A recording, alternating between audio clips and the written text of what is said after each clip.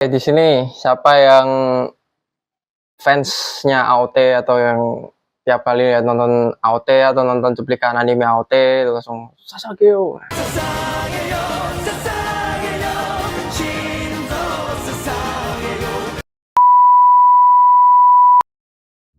Kali ini kita akan ngomongin tentang anime yang dibuat oleh si Hajime Isayama ini, untuk kita membahas lebih detail bagaimana si Hajime menciptakan dunia fiksi yang sangat mengejutkan, tuh mencerminkan sejarah dunia kita dari aspek sosial, budaya hingga politiknya juga.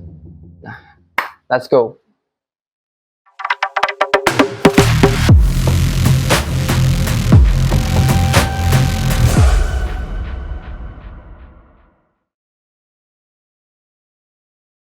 Mungkin bagi kalian yang nggak wibu gitu mengetahui pengen tahu tentang AOT itu apa sih. Jadi sebenarnya secara simpelnya ya, itu cerita tentang manusia melawan Titan yang memiliki refleksi mendalam tentang sebenarnya tentang kemanusiaan kita sendiri itu.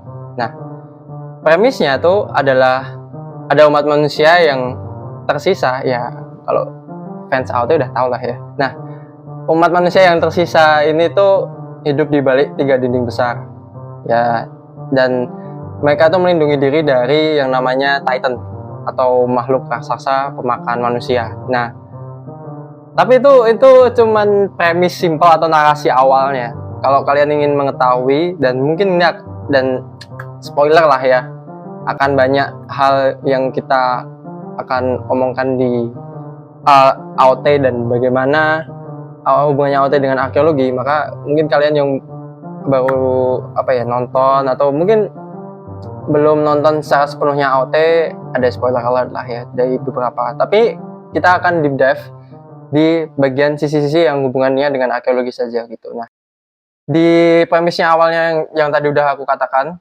dan itu ada 3 dinding yang sebagai protection dari si manusia yang tersisa. Ada penduduk Walmaria, yaitu penduduk yang terluar, mayoritas sebagai petani dan pekerja kasar gitu.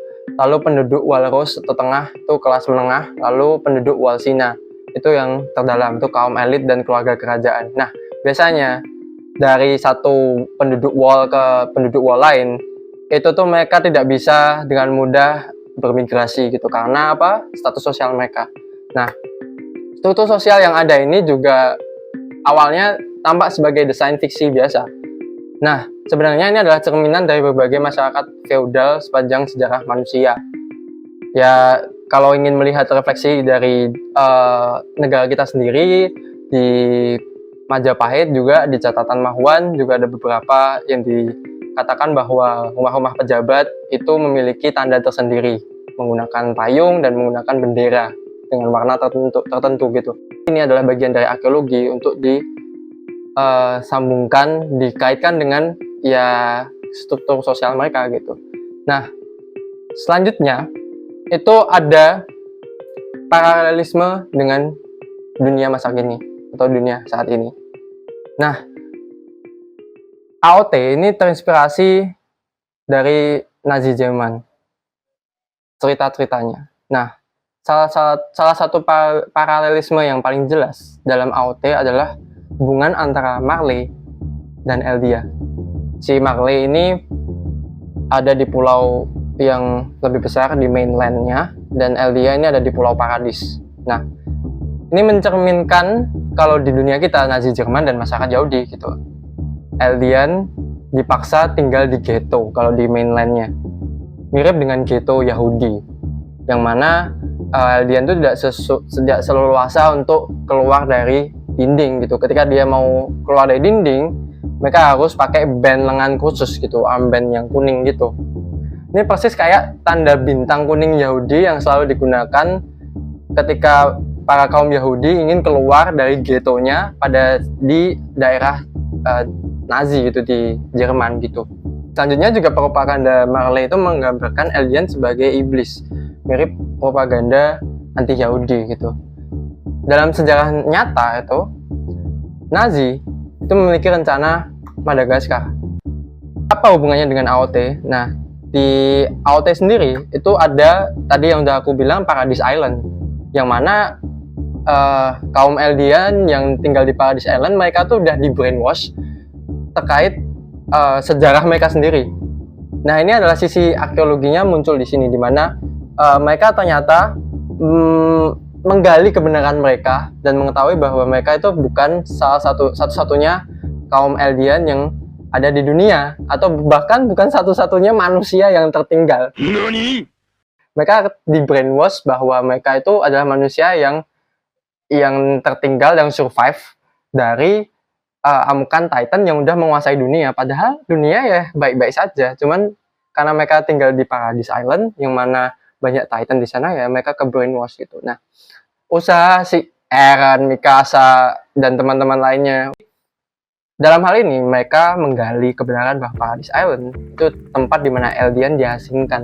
Nah, jika dikaitkan dengan Nazi itu, Nazi memiliki rencana Madagaskar yang sama juga terkait dengan adanya rencana untuk memindahkan kaum Jews atau Yahudi di tanah Jerman pada saat kekuasaan Nazi gitu.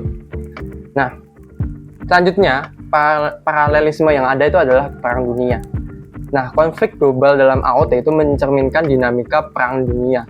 Kalau ingat di season 3 atau 4 ya, yang perkenalan tentang Gabi dan Falco, itu kan mereka perang gitu di parit-parit yang mendobrak sekutu Timur Tengah di situ.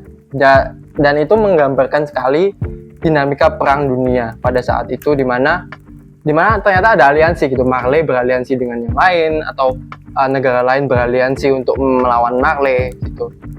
Selain itu ada perlombaan persenjataan dan ketakutan akan senjata pemusnah massal. Nah, dalam hal ini ya kalau di AOT itu ya rambling, senjata nuklir.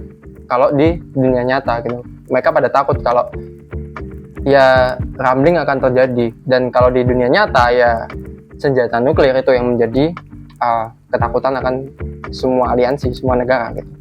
Bahkan teknologi militer dalam AOT menunjukkan evolusi yang mirip dengan sejarah perang dunia manusia.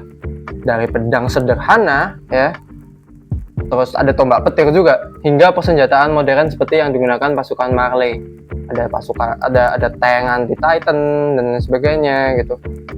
AOT ini menggambarkan dengan jelas bagaimana ya dinamika perang tersebut sangat berkorelasi dengan dunia nyata.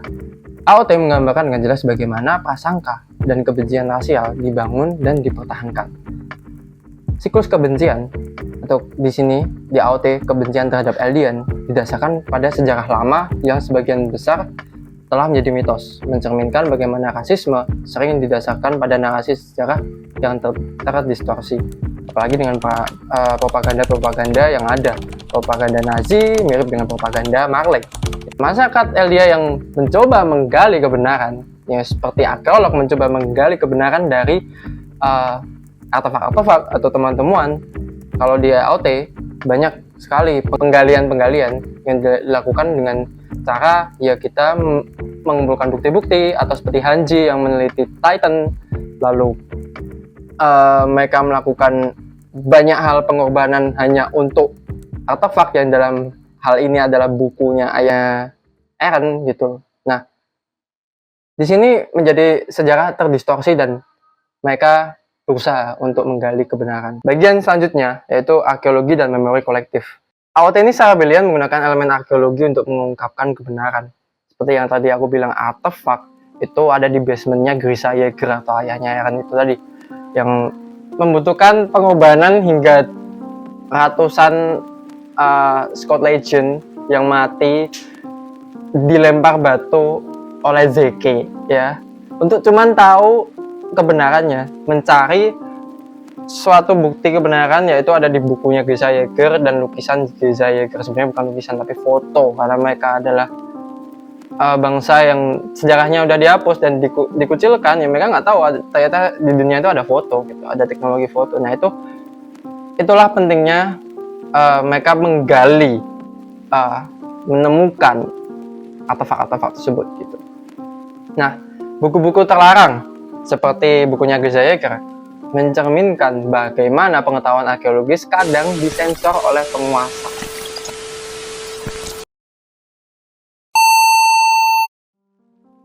Nah, dalam dunia nyata, arkeologi sering menjadi medan perang politik. Siapa yang berhak menafsirkan artefak? Siapa yang memiliki hak atas masa lalu? Pertanyaan yang sama diajukan dalam AOT ketika karakter berjuang untuk mengklaim dan menafsirkan sejarah mereka sendiri. Dan ketika mereka mencoba menafsirkan sejarah mereka sendiri, mereka perlu pengorbanan yang sangat besar dan banyak. Sebagai penutup, AOT bukan sekedar hiburan. Ini adalah cermin yang memantulkan sisi gelap sejarah manusia dan tantangan-tantangan yang masih kita hadapi. Melalui dunia fiksi ini, kita diajak merenungkan siklus kebencian dalam diri kita, dalam masyarakat kita sendiri, dan bagaimana kita bisa seperti yang dikatakan Armin, melepaskan rantai masa lalu untuk menciptakan masa depan yang lebih baik.